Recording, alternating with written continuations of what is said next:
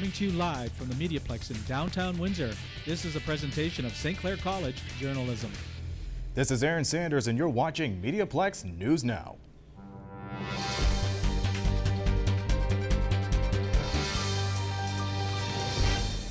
Mayor Drew Dilkins is looking to tap into the potential of our youth. Jonathan Hutton tells us more. Mayor's Youth Advisory Committee is looking for youths between the ages of 15 to 24 to be a part of the Youth Leadership Council.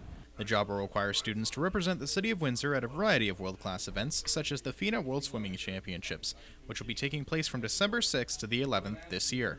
The event will house over 170 different countries. Alan Toplife, director of CSA at St. Clair College for the Student Representative Council, says that it is a great idea to involve youths in politics. I think it's a good opportunity for youth to kind of get involved in the community, and I think it's also a good opportunity for the mayor and the mayor's, like the city council, to get the perspective from the city. A lot of times, you have people who are older making decisions, which isn't bad, but a lot of times they forget what exactly youth want, and they don't necessarily ask the questions. So it'd be nice to have a group where the mayor can go to and say, hey, we're doing this, or we want to do this. How do we get youth engaged, and actually have a group of youth who are out there, want to get involved and want to make a difference, actually be able to answer that question and give him reliable feedback on that. Selected candidates will receive training in hospitality, tourism, networking, cultural diversity, and much more. Ward 1 City Councilor Fred Francis believes that the Youth Leadership Program is a great investment for the City of Windsor. Well, I think it's great. I think anytime you have young people that want to get engaged and want to get involved in their community, and there's an avenue for them to do so, and certainly with the leadership of the mayor and the mayor's office, it's certainly a good thing. Online application forms are due Friday, February 5th. 60 successful candidates will then be selected through a random lottery system, and they will then be interviewed by professionals in the city. 50 people will then form the Mayor's Youth Leadership Team. For MediaPlex News, I'm Jonathan Hutton. Now let's head outside to the corner of University of Victoria where Don Gray is standing by with an early look at our weather. Good evening, Don. Well, Aaron, one groundhog saw his shadow and one didn't. So I guess that means no matter how you look at it, spring really isn't that far away. Right now it's 3 degrees and the rain has started. So if you're going out today, make sure you have one of these. I'll be back a little later in the show with your future forecast. Back to you in the studio, Aaron. All right, thank you, Don. The University of Windsor have been working on policies that directly affect students and provide for a safe, secure campus. Caleb Workman has more. I think that when implemented, it will make a difference. It will not just be another policy. It will make a difference in the lives of our students, and that's important. That's what Clayton Smith, Dean of Students for the University of Windsor, said about their newest policy. The University of Windsor has been working on and creating a standalone policy to deal with acts of sexual violence on campus. The policy underlines and stresses issues such as what a survivor is, what a bystander is, and how to address an act of sexual violence as a victim or a bystander. Dua Triki, a University of Windsor Student Alliance senator, has been working with the Policies Committee on the project since its early stages. It's going to help women, especially victims of sexual violence on campus, to get support, help, counseling that they need. In addition to that, it is creating a culture and setting a precedent that sexual violence on our campus here at University of Windsor is not tolerated or accepted. Jessica Tetro, president of Jack.org for the University of Windsor, said it's important for all universities to have some policy in place against sexual violence. People a lot of times are getting away with these things, and universities are, playing it down. That's obviously not cool, so it's really important that we start actually punishing people for these things, and that, the perpetrator shouldn't be allowed to graduate while the victim, has to go through these things for the rest of their life that they were assaulted. So. The University of Windsor is asking students, faculty, and staff to take a look at the policy for any possible revisions that need to be made. All reviews are due by January 29th. The University of Windsor is hoping to have the final policy by the end of February 2016. For MediaPlex News, I'm Caleb Workman. Windsor is on the cutting edge of technology and innovation. As Dan Gray reports, age is no barrier. Robots cost money, from servos to hydraulics to transportation. Everything that Assumption Catholic Purple Raiders need for First Robotics costs dollars. Assumption is the reigning First Robotics regional champion. This year, all the teams are tasked with building a robot that can defend or attack a castle. According to Lauren Lanou, grade 11 student and business team leader for the Purple Raiders, the funds always go to good use. It's important for our team because without the funds from our fundraising and from our sponsors, we wouldn't have the money to build the robot, to afford to go to competitions, and to afford to have a team in general. First Robotics is a competition that is held where students construct robots to compete against one another or work in teams to achieve a goal. Eric Kuzmierczuk says companies see this as a way to cultivate the next generation of high-tech employee. It's a program that is supported by about 3,000 companies worldwide, including half of all Fortune 500 companies like Boeing, Bombardier, Google, Microsoft, General Motors, Chrysler, you name it. Fiat Chrysler Canada recently made a donation to the 12 local teams. According to Luann Gosling, head of communications, it's an investment that keeps students involved in science, technology, engineering, and mathematics. So 12 local community schools were granted a $5,000 US award each this year to be used towards their programming efforts. The regional competition will be held April 8th and 9th at the St. Denis Center at the University of Windsor. It is open for public viewing. For MediaPlex News Now, I'm Dan Gray.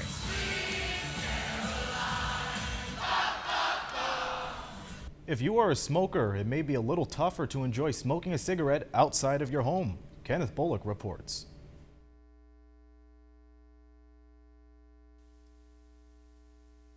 The puff of smoke you blow away may have to be pointed elsewhere. The Windsor-Essex County Health Unit is working towards banning smoking in all public parks in Windsor-Essex. This was brought to attention January 11th, when Ward 9 Councillor Hilary Payne told Council to be prepared for a proposal of this nature. There's only about between 17 and 20% of people smoke now.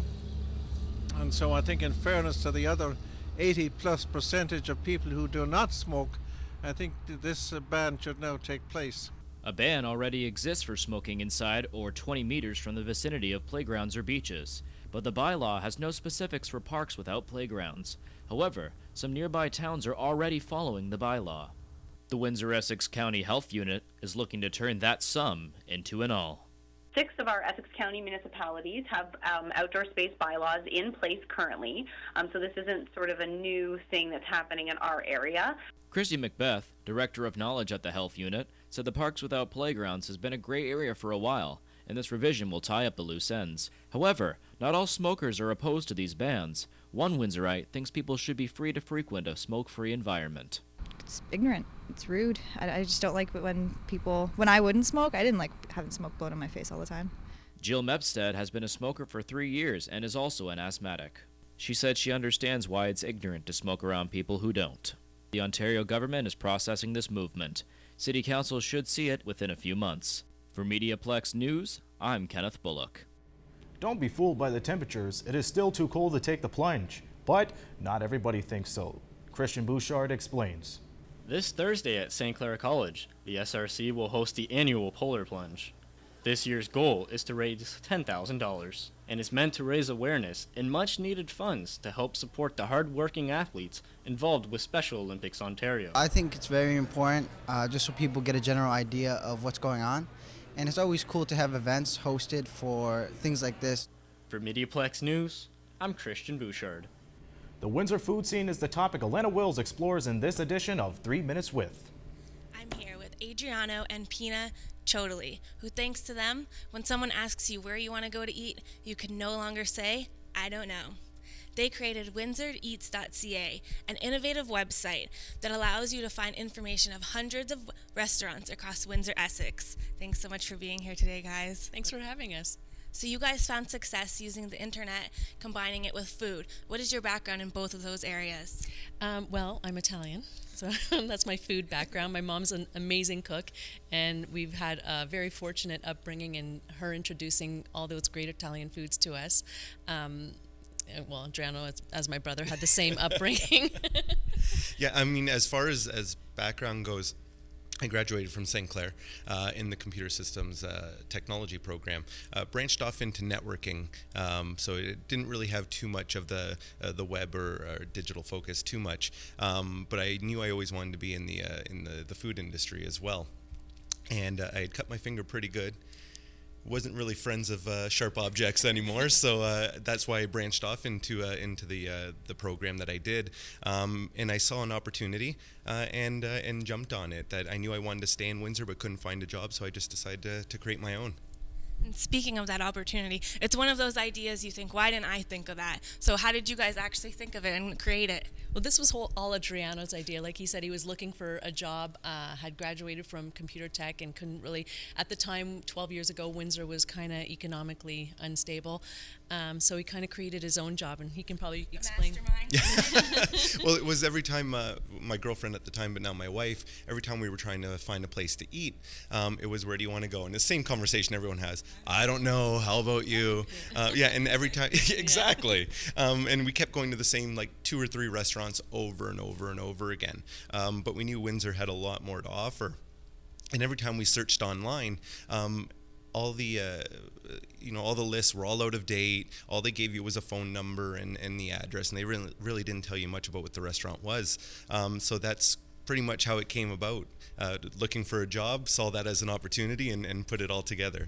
That's amazing. So 12 years ago, Windsor did have good restaurants, but recently we're seeing this huge boom of restaurants in Windsor. It's getting known as a food kind of place. Why do you think Windsor food stands out against other places? I think, well, over the last 12 years, we've kind of definitely seen it explode really into something really great and something that we're proud of, and we like to think we've had a help in kind of developing. I think what makes Windsor foods great is its diversity. We have so many great cultures in our city, and it's reflected in the restaurants, and I think that's, for me, is what makes our restaurant scene unique and diverse, and I love it for that reason. No, absolutely. I mean, I think Windsor is the 3rd or 4th most ethnically or multiculturally diverse city in Canada, and it shows, it's reflected in all the restaurants in the city, so that definitely helps that we have probably as many great cuisines as a larger city like Toronto or Montreal has, but in a small, 200,000 little city. Also, the farmland around here is phenomenal. So to be able to do that farm to fork so easy definitely helps with the food. And the final $1 million question, where do you guys and how do you guys choose where you want to go out to eat? And I think for me it's based on mood. My favorite restaurant changes every week, so I always have a restaurant of the week, and this week it happens to be Tiki Sushi because he's got oysters, and I'm oyster obsessed at the moment.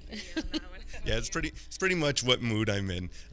One question that I don't hate, but that I always get asked, that I never know how to answer is, what's your favorite restaurant, because it really switches based on what I'm feeling at that moment. I know one that I would say as close as possible as a go-to would be Marathon Ethiopian, which I absolutely love. It's inexpensive, the flavors are amazing, and the owner, I just really like the owner as well. He's a nice guy. That's awesome. Do you guys use your own website when you're choosing? Yeah, well, I think it's all right here, our database.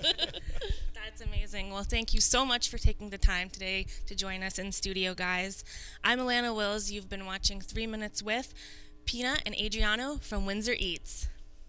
Windsor and his love affair with cars is the topic of this exhibition, and it is a hit with all audio enthusiasts. Kenneth Bullock tells us more.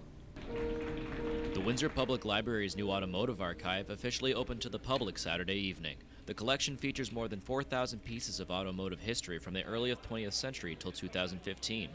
More than 100 car lovers from around the county came out to take part in what library officials say is a first for Canada. I've seen so many great things. Some of the early sketches from the 30s really stick out in my mind. I mean, it's stuff you just don't see. So, I mean, coming here, you learn. It just gives you the knowledge that you never know you could gain.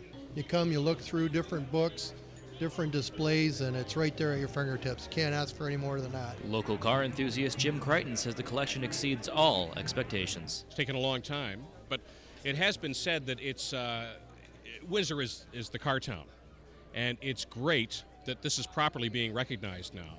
There's no question about Windsor being the automotive capital. I don't think we need to apologize. At very least, this is where it all started. I think exhibits like this will help. Somebody's going to come in here and say, what's this all about? And say, This is interesting. Windsor Public Library CEO Kitty Pope says many great donations have been pouring in, but they are still looking for more. Right now, we're actually looking for photos of those first vehicles that came off the line at Chrysler. So we're hoping someone out there has those pictures. Pope says the collection has existed in the library for about 40 years, but was released now mainly due to a generous donation of $250,000 from the Young family of Windsor. Windsorites are welcome to view, borrow, and photocopy the collection at the Olette Avenue branch during regular library hours. For MediaPlex News, I'm Kenneth Bullock. Now let's head back outside where Don Gray is standing by with a 3-day forecast. How you holding down there, Don? Did you know that baseball spring training is less than 3 weeks away? Go Tigers, go Blue Jays. Now let's check out our 3-day forecast. Wednesday will be the warmest day of the week with a high of 9 and a low of -2. Thursday, look out, there may be a few flurries with a high of 0 and a low of -5. And Friday, again, there's a chance of flurries with a high of 1 and a low of -3. That's all for me from the corner of Victoria and University. Back to you in the studio, Aaron.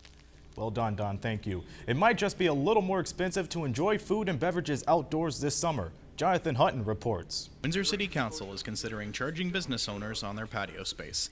This follows their decision to freeze fees back in 2015 for up to 3 years, where patio owners wouldn't have to pay anything.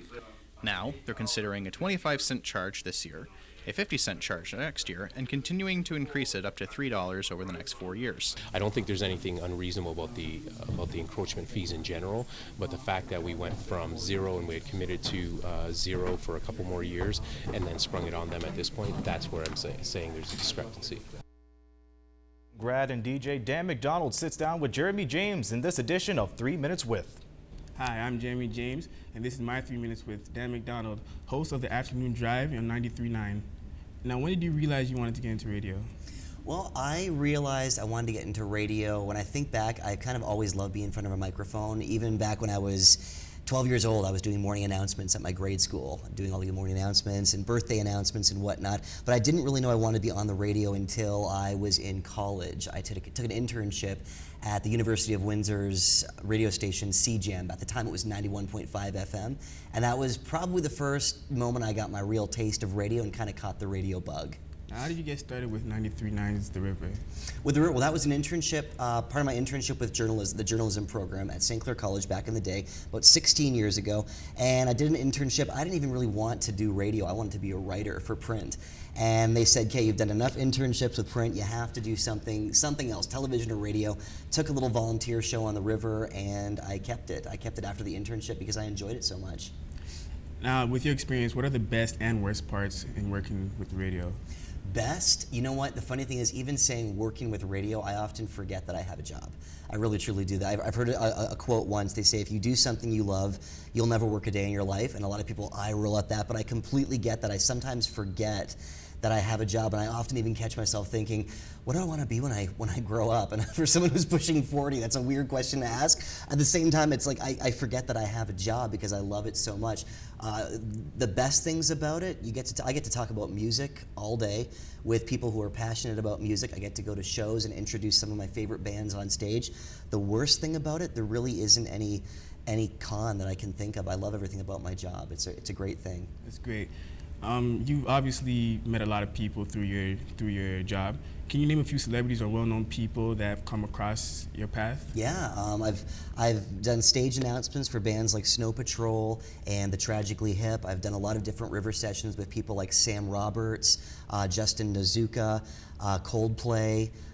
Muse, the band Muse was in town, and we got to go backstage and meet them and hang out with them. Serena Ryder, Bare Naked Ladies, Sloan, lots of Canadian artists. Pretty much anybody you've ever seen on the river who's done a river show. Lenny Kravitz was a great one. I was really, really starstruck by meeting Lenny Kravitz. Very, very nice guy, very small. But that was a big thrill for me, was meeting Lenny Kravitz. What qualifications or criteria does it take to get into radio hosting? I mean, you need to have a good demo. You need to have a good confidence on the air. You really need to believe in what you do, I think.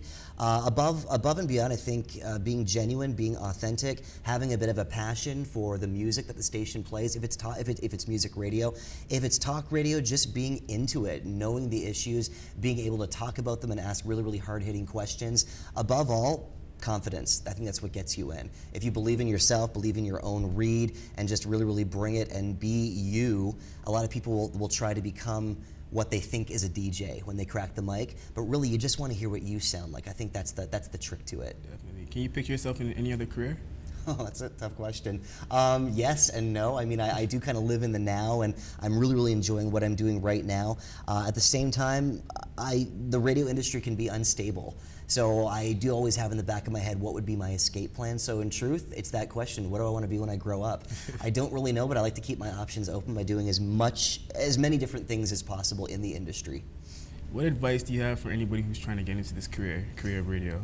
Do as much as you possibly can in the industry. That means writing, that means talking about music. It even means things like, if you want to get into music, go to the shows and connect with the audience and find out what people love and what people don't love and what's trending, and just stay on top of your game and be passionate and live that passion.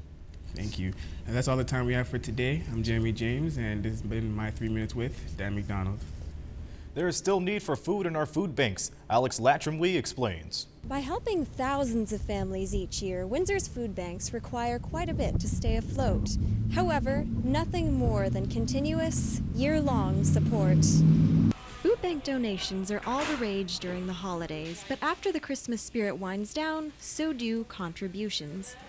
Although most food banks' Christmas reserves are now at a decent level, the manager of Windsor's Plentiful Harvest Food and Rescue Center says they won't last long. The stuff that we get through the holidays, which is greatly appreciated, dwindles so fast. Within a month or so, our shelves empty quite rapidly. On average, the Windsor-Essex Food Bank Association services 20,000 people each year. However, the hundreds of Syrian refugees who have recently moved to the city means more varied products are in demand, and more of them. According to Plentiful Harvest's food coordinator, specific food drives are the best way to help out. Probably food drives that are specific, say like a rice food drive, or something more lentils, or halal. I know a lot of them eat halal meat. That kind of stuff is probably going to be the easiest way to do a specific food drive. However, above all else, food bank employees are encouraging Windsorites to maintain their holiday generosity after the tree and tinsel are put away. For MediaPlex News, I'm Alex Latrimwe. Concussions and brain injuries are receiving a lot of attention. Mark Brown reports. It's a cold and windy night here in Windsor, but just beyond these doors behind me, one local charity is hoping for a night that is warm and magical.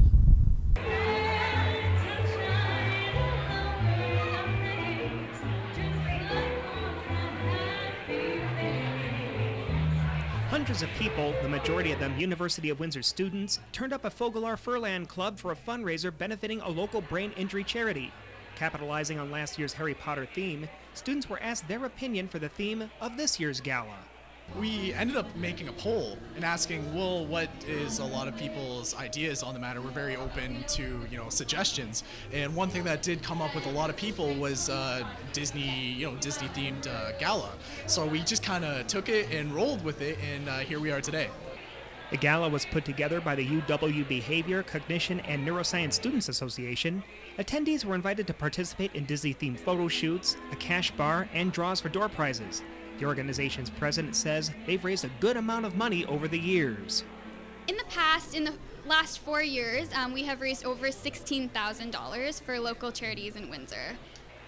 The Brain Injury Association of Windsor-Essex provides resources for those dealing with head trauma, namely concussions, which if untreated can lead to long-term problems like depression. But organizers of events like this are hoping for a whole new world. At Fogalar for MediaPlex News, I'm Mark Brown. Sports Talk is back, and Christian Bouchard and Jordan Cachera host this week's segment. All yours, gentlemen. Hello, sports fans, and welcome back to this year's first edition of Sports Talk. I'm Christian Bouchard. And I'm Jordan Cachera. Jordan, it was a busy weekend in hockey. The Amherstburg Admirals dropped their final home game of the regular season to the Wheatley Sharks 4-1. And with this loss, the Admirals now drop down to a number 3 seed and they'll have to face off against the Sharks once again in a 7-game series. Despite the loss, it seems like the Admirals are locked and loaded for this season. We had a chance to sit down with Dylan Mazzotti and assistant coach Matt Fox, who both think the future is bright for Amherstburg. We're here to win. We're not going to lose this year. We want it all, and we're probably going to get it all because we're the best team in the league. Do it a more balanced attack this year, but I think when we get all 4 lines rolling, we're very tough out for anyone. Best of luck to the Admirals. And Junior C hockey was not the only source of entertainment this weekend, Jordan. While all eyes seemed to be on John Scott and the rest of the NHL All-Stars, one former Spitfire was also honored this weekend. That's right, Christian. Former Spitfire and current Nashville Predator Ryan Ellis had his jersey retired prior to Thursday night's game. The 11th overall pick in the 2009 NHL entry draft was a key part in the back-to-back Memorial Cup championships for the Spits. Ellis was welcomed by a crowd full of cheers and even gave a speech that showcased how thankful he was to be a Spitfire.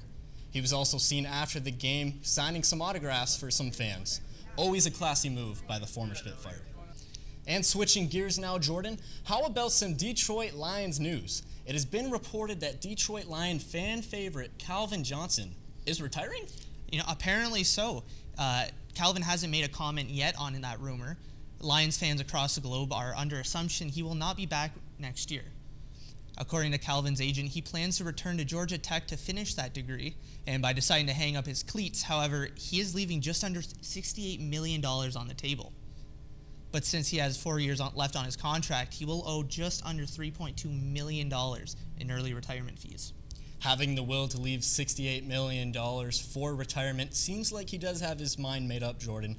However, as a Lions fan, we hope that Megatron does decide to stick it out here. And that does it for us, folks. So until next time, I'm Jordan Cachera. And I'm Christian Bouchard. Back to the news desk. Thanks, gentlemen. Not all birds fly south, and despite winter, many people still like to head outdoors to pursue this fascinating pastime. Rihanna Lotz explains. Bird watching, or just birding, is an increasingly popular hobby for people to have, especially in Windsor-Essex County, with Ojibwe Park, Holiday Beach, and Point Pelee so near. People come from all over North America and even the world to get a glimpse of the many species the area has to boast. Tom Prenny, a naturalist at Ojibwe Park, has seen people from as far away as the UK visit just for the birding and understands just how popular the activity is becoming. It's one of the fastest growing hobbies right now in North America, and each year, especially in the springtime, we get hundreds of people come out to bird watch in our park. In fact, many outdoor activities are becoming increasingly popular all over Canada, including hunting, biking, and camping. According to the Canadian Nature Survey, 75% of adult Canadians have been regularly participating in nature-based recreation. 18% of adults in Canada go birding. This increase in outdoor activities and an interest in nature has led to many different groups and organizations being formed, including the Essex County Field Naturalists Club, of which Carl Maialani is a part. It's a charitable organization, it's a nonprofit kind of company, if you will, and its focus is on everything nature. Birding has become so popular that it's even influenced pop culture. There have been movies made about birding, including The Big Ear starring Jack Black and the local film The Birder. For MediaPlex News, I'm Rhiannon Lotz. Thanks for tuning in. This is Aaron Sanders, and you've been watching MediaPlex News Now.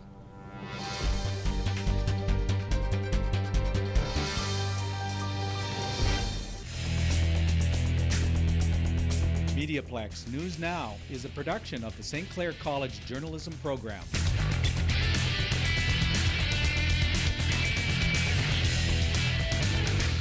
I got a gut feeling with St. Clair that was great, and I definitely wasn't let down.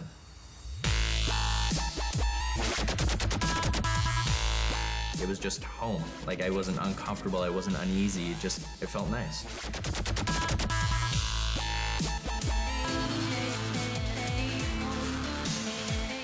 I choose to take control of my future, and my path is St. Clair College. I choose to be here.